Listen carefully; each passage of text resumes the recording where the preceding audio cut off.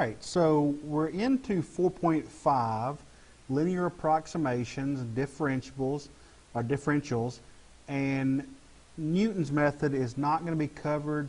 This is an AB only video. This is only for calculus AB because Newton's method is not on AB and I'm not going to cover it. There is another 4.5 video that'll be marked for BC that will include Newton's method on it.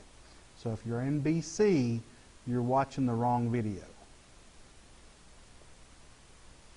All right, now for any function f of x, the tangent is a close approximation of the function for some small distance from the tangent point. For instance, right here, this is the point of tangency.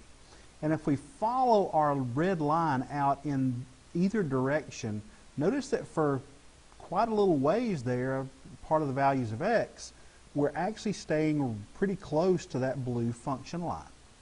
So in that instance, it would not be that bad of an estimation or an approximation of the value of the function here. And that's what we're trying to get at.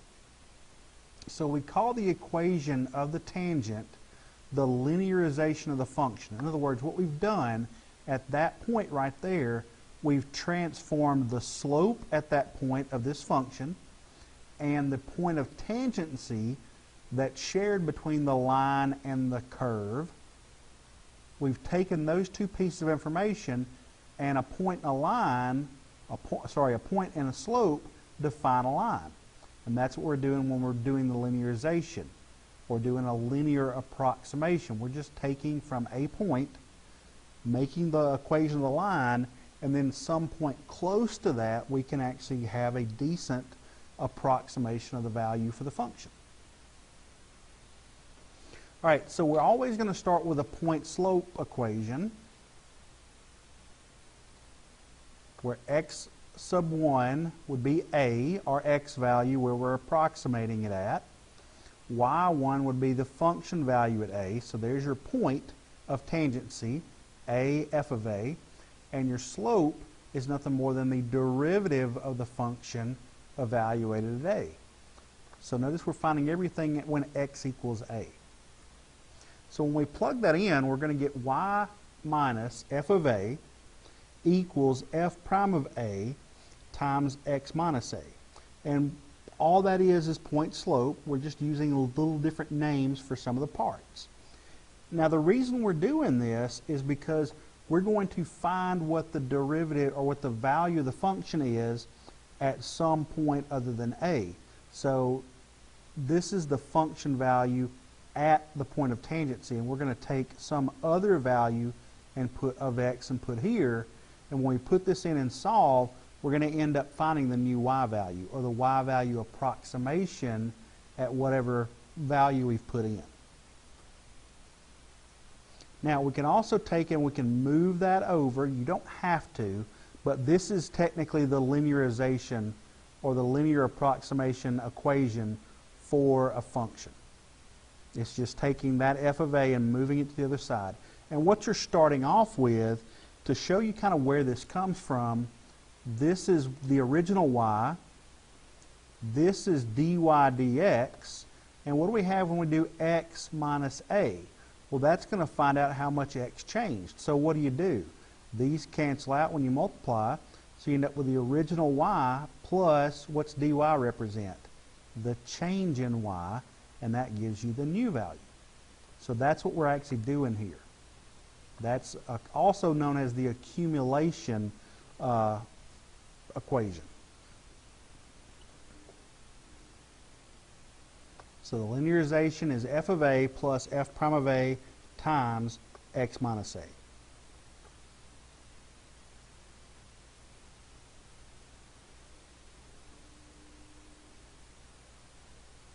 Now f of x is approximately L of x,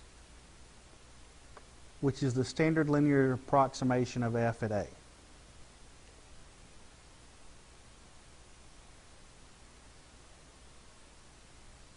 The linearization is the equation of the tangent line. Don't make it any more difficult than it is.